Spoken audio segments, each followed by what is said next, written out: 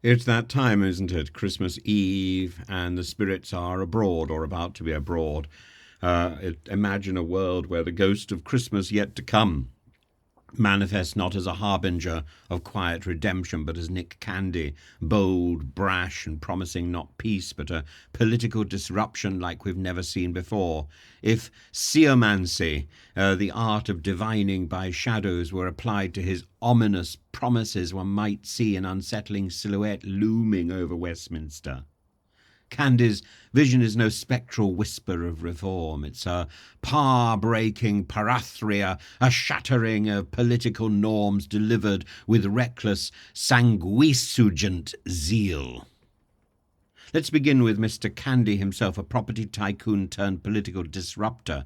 Candy has pledged not just his own wealth, but that of a cadre of unnamed millionaires to transform Nigel Farage's Reform Party into a juggernaut of disruption. His rhetoric is nothing short of apocalyptic. Reform, he declares, will outstrip the Conservatives in numbers within 3 months and redefine the British political landscape. This is not a whisper of change, it's a roar of relevance in a field that seems increasingly overcrowded. But why? Why would any sane political entity want $100 million from Elon Musk, a man who embodies the chaotic energy of a polymath in perpetual overdrive? Musk's purported interest in donating, facilitated by a cosy meeting at Mar-a-Lago where Farage, Candy and Trump indulged in their mutual admiration society, raises more questions than it answers. Would this be philanthropy or some sort of bid for influence, draining the independence from British democracy like Dracula drains the blood from a neck of a victim? Consider the optics. A foreign billionaire funding a British political party might excite Farage's base initially, but the long-term damage could be catastrophic. Alienation from politics often stems from the perception that our democracy is actually controlled by shadowy external forces. To the average voter, Musk bankrolling reform must seem like swapping the bureaucratic elitism of Brussels for the tech oligarchy of Silicon Valley. In this semantic vision, the shadow of Musk looms as both benefactor and puppeteer. And Candy's promise of political disruption calls to mind not evolution but chaos. Reform has branded itself as the seed round a Series A funding venture, but politics is not a startup. Its infrastructure cannot be bought in bulk from billionaires. Grassroots campaigns, public trust, and policies born of genuine engagement are what win elections, not data-mined sound bites or glossy spreadsheets of polling projections. And yet here we are. Reform's growth, from Tory defections to its near-miss second-place finishes in July's general election, reveals an appetite for alternatives among disillusioned voters who claim to speak for Britain.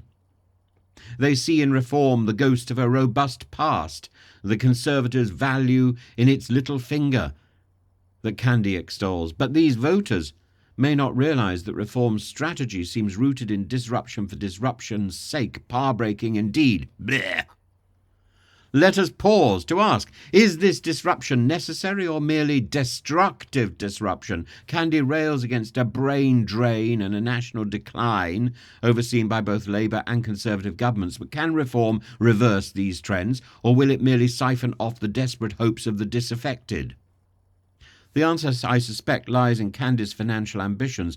With billionaires on call and Musk's potential millions, the party risks becoming a vehicle for the whims of the ultra-wealthy, an oligarchy, an ochlocracy. The Electoral Commission is right to seek tighter laws to prevent foreign influence, but it's not going to be fast enough, and the real danger is subtler, the idea that British politics is up for sale, like some sort of streetwalker. Candy's shadow grows darker still when one recalls his arrangement of the Mar-a-Lago meeting. If there are shadows, parathria highlights disruptions, and Candy is both. His insistence that Musk will be merely the first of many donors, like some sort of adolescent quick trip to make a buck, conjures visions of a political system not empowered by its people but enriched by its plutocrats.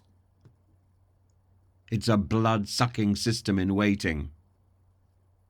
Meanwhile, political opponents like Kemi Badenoch have taken a different tack. She rightly suggests that Musk's billions could transform traditional parties to rely on the collective will of their supporters rather than a handful of deep-pocketed individuals. The Conservative Party's survival may hinge on such adaptability, while Labour must navigate its own scandals without succumbing to a Taylorian, Swiftian wave of disillusion. The ghost of Christmas yet to come, Nick Candy, may promise change, but the nature of that change must be scrutinised as he digs into his bag and the bags of his friends. Reform claims to disrupt, but to what end?